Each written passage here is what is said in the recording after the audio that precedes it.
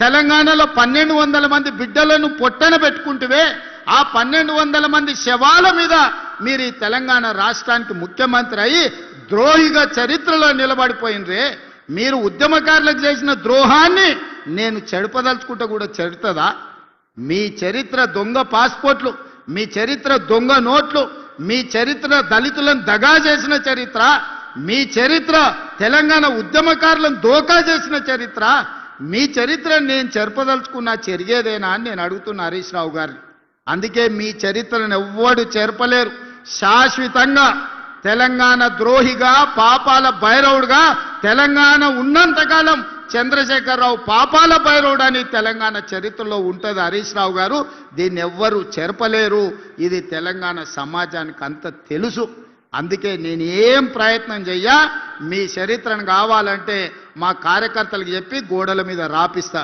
ఎప్పటికి ఉండేటట్టు మా రామ్మోహన్ రెడ్డి గారు సూచన ఎత్తున పరిగెంత రాపిరు ఆయన పాస్పోర్ట్ల దందా దొంగ నోట్ల దందా గురించి గోడల మీద రాపిస్తే కానీ వాళ్ళ గొప్పతనం ప్రజలకు తెలియదు ఏదేమైనా స్క్రీన్ మీద మా అక్కలు ఉన్నారు మా అక్కలను ఒకటే మాట అడగదలుచుకున్నా ఆ ఎల్ల బతుకమ్మ చీరలు మీకు ఇచ్చిర్రు ఎన్నడన్నా కట్టుకున్నారా అక్క తలుపు మూసన్న కట్టుకునే పరిస్థితి ఉండేనా బతుకమ్మ చీర ఇయ్యాలి తీసుకుపోయి పిట్టల్ని బెదిరియడానికి బాయికాడ కట్టేయాలి అవునా మనం వేసిన పంట మొక్కజొన్ననో అదో ఇదో ఉంటే పిట్టలు వాళ్ళకుంటే బెదిరియడానికి ఆడ అడ్డం కట్టేది ఇవాళ మా అక్కలు ఇందిరమ్మ చీరిస్తే పాలపిట్టలాగా కట్టుకొని వచ్చారు చీర అంటే గిట్లుండాలి తమ్ముడు సార పెడితే ఆ చీర కట్టుకొని అక్కలందరూ ఇవాళ ఆశీర్వదించడానికి వచ్చిండ్రు నేను ఒక్కటే మాట చెప్పదలుచుకున్న సవాలు విసిరదలుచుకున్నా మేం రేషన్ కార్డులు ఇచ్చినోళ్ళు మేం సన్నబియ్యం ఇచ్చినోళ్ళు మా అక్కలు ఇవాళ ఆర్టీసీ బస్సులో రాష్ట్రమంతా ఉచితంగా ప్రయాణం చేస్తున్నారు 2 ఏళ్లలో 9,000 కోట్ల రూపాయలు ఆర్టీసీలో ఉచిత బస్సుకి ఇవాళ ఖర్చు పెట్టినాం యానాడు అమ్మగారింటికి పోవాలన్నా అమ్మవారిని దర్శించుకోవాలన్నా అనంత పద్మనాభ స్వామి దగ్గరికి పోవాలంటే కూడా ఇంటి ఆయన దగ్గర చేయి జాపాలి ఆయన దసరాకు అడిగితే ఉగాది గోదుపో అంటే కడుపులో బాధతోని దుఃఖం పెట్టుకొని సరే ఇక మన పరిస్థితి బాగాలేదు సర్దుకోవాలని ఇవాళ ఇంటి ఆయన బాయి కాడుకోతే ఈ లోపల అమ్మగారిని పోయి చూసి అమ్మ ఎట్లుందో చూసుకొని మళ్ళీ వెనకకు వస్తున్నారు మా అక్కలు ఆడ మా అక్క నవ్వుతుంది నిజమే అని నిజమా కాదా అక్క సెలవులు వస్తే పిల్లల్ని తీసుకొని గుడికి పోతున్నాం అవునా బడికాడు ఇడిచిపెట్టాలంటే బస్సులో పోతున్నాం ఎప్పుడన్నా ఎవరన్నా రూపాయి అడిగినరా పథకం మొదలుపెట్టినాడే నన్ను కొంతమంది మా ఆడబిడ్డలు అడిగినారు అయ్యా మరి మమ్మల్ని బస్ కిరాయి అడిగితే ఏం చేయాలని ఏం లేదక్క నా ఫోటో జేబులో పెట్టుకొని మా తమ్ముడు పట్నంలో ఉంటాడు పోయి కిరాయి పైసలు తెచ్చుకోపోండి అని చూపియమని చెప్పిన 2 ఏళ్లలో ఎప్పుడన్నా ఎవరన్నా రూపాయి అడిగినరా అక్క ఉచితంగా ప్రయాణం చేస్తలేరు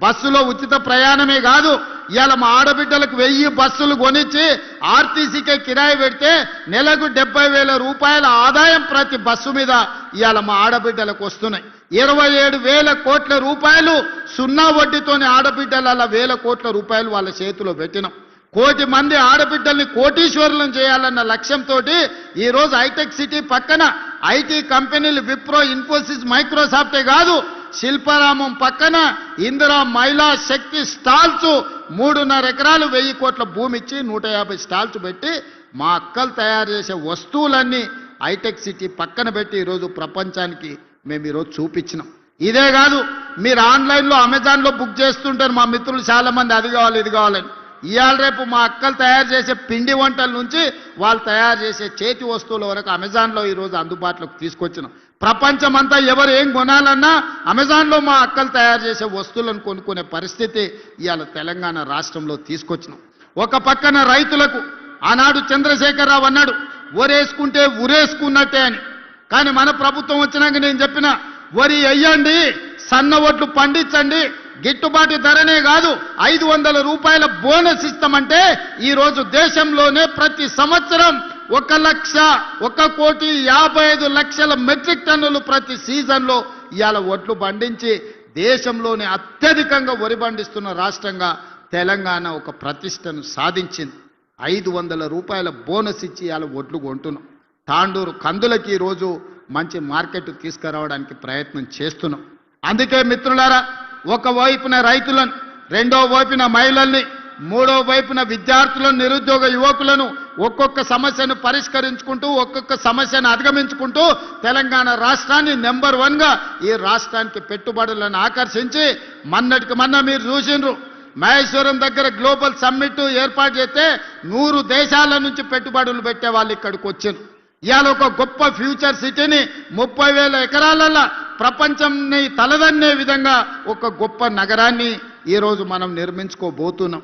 ఇవాళ మన ఏరియాలో పారిశ్రామిక వాడలను తెస్తే మన నిరుద్యోగ యువకులకు ఉద్యోగ ఉపాధి అవకాశాలు వస్తాయి.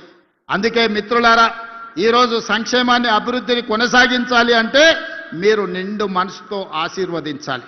ఈరోజు చిన్నదో పెద్దదో తప్పిదం జరిగితే అది మళ్ళా సరిదిద్దుకోలేంది. పాముకు పాలు పోసినట్టే బీఆర్ఎస్కి ఓటు వేస్తే, ఎందుకంటే కడుపు నిండా విషమే. ఎప్పుడైనా హరీశ్వరరావును చూడండి, నాగుపామును చూడండి ఎట్లుంటుందో, ఆయన నాలుకతో సహా ఎట్లుంటాడో ఒక్కసారి ఊహించుకోండి. కడుపు నిండా విషమే. ఎవడు మంచుకున్నా ఓరోడు ఎవరు తెల్లబట్టలు వేసుకున్నా సహించరు. అందరూ దివాలా తీసి ఉండాలి, మొత్తం పిచ్చమెత్తుకొని బతకాలని కడుపు నిండా విషం పెట్టుకొని తిరుగుతున్నారు. కాబట్టి ఈ పాములకు మీరు ఓటేస్తారంటే పాముకు పాలు పోసినట్టే. ఈ పాములను మళ్ళా బతకనిస్తారంటే మళ్ళా మన సమస్యలు పరిష్కారం కావు, మళ్ళీ గోసపడాల్సి వస్తుంది వీళ్ళకి ఏమాత్రం అవకాశం వచ్చినా. అందుకే మిత్రులారా, మన పార్లమెంట్లో రంజిత్ రెడ్డి గెలిచి ఉంటే ఢిల్లీలో మనకి ఇంకా బలం పెరిగుండేది. ఇవాళ డాక్టర్ రంజిత్ రెడ్డి ఈ ప్రాంత అభివృద్ధిలో ప్రభుత్వం వైపు నుంచి కూడా మీకు అండగా నిలబడతాడు. మీరందరూ కలిసికట్టుగా ఈ ప్రాంతాన్ని అభివృద్ధి చేసుకోండి. మున్సిపాలిటీలలో ప్రతి మున్సిపాలిటీలో ప్రత్యేకమైన అభివృద్ధి కార్యక్రమాలను తీసుకొని రంజిత్ రెడ్డి గారిని ప్రత్యేకమైన బాధ్యత ఇచ్చి మున్సిపల్ మంత్రిగా వారిని పెట్టి ఈ చేవెళ్ల పార్లమెంటు నియోజకవర్గంలో ఉన్న ప్రతి మున్సిపాలిటీకి ప్రత్యేకమైన నిధులు ఇస్తా, మాజీ పార్లమెంట్ సభ్యునికి బాధ్యత ఇస్తా, ఎన్ని నిధులు కావాలన్నా ఇచ్చే బాధ్యత నాది. పని చేయించుకునే పని మీది. గెలిపించుకోండి, మీరు నిధులు సాధించుకోండి. మీరు గాడిదకు గడ్డేసి గోవుకు పాలు విండుతామంటే కుదరదయ్యా. నేనైతే ఇక ఉన్నది ఉన్నట్టు చెప్పదలుచుకున్నా. మీరు గాడిదలకు గడ్డేస్తే అవి తిని బాగా బలుస్తాయి, వెనక పోతే తంతాయి, ముందరికి వస్తే పొడుస్తాయి. మీరు గోవు దగ్గరకు పోయి పాలు విండనికి పోతే రావు. అందుకే ఇవాళ గోవు లాంటి కాంగ్రెస్ పార్టీని గెలిపించుకోండి. ఇదే మన పేదోళ్ళ పార్టీ, మన పేదలకు మర్యాద. ఓ పూట పని అయినా కాకపోయినా పోతే పలకరిస్తారు, మర్యాద ఇస్తారు, కూసబెడతారు, ఏంది సమస్య అని అడుగుతారు. గతానికి ఇవాళకున్న తేడా మీరు ఆలోచన చెయ్యండి. గతంలో ఎప్పుడు ఏ పోలీసోడు వస్తాడో తెలియదు, ఎవ్వరు ఫోన్లో మాట్లాడుకోవాలన్న గతంలో భయం ఉండే. ఈడున్న యువకులని చెప్పుండ్రి, ఫోన్లలో మాట్లాడుకునే స్వేచ్ఛనాన్ని ఉండేనా గతంలో? ఇవాళ ఉన్న పరిస్థితి ఏందో మీరు చూడండి. అందుకే చిన్న చిన్న విషయాలు ఏమన్నా ఉన్నా పక్కన పెట్టండి. నేనుంటా. వికారాబాద్ జిల్లా నుంచి ఈరోజు నేను ప్రసాద్ గారు రాష్ట్రానికే నాయకత్వం వహిస్తున్నాం. మన జిల్లాలో 100% ఫలితాలు అనుకూలంగా ఉండాలి. అట్లనే గెలిస్తే మనం నిధులు కూడా అట్లా తెచ్చుకోవడానికి అవకాశం ఉంటుంది. కాబట్టి మిత్రులారా, ముఖ్యంగా మా అక్కల మీద నాకు సంపూర్ణమైన విశ్వాసం ఉంది. ఆడబిడ్డ ఆశీర్వదించినాక ఇంకా అడ్డమే లేదు. ఈ ఎన్నికల్లో గెలుస్తాం. ఎందుకంటే మగ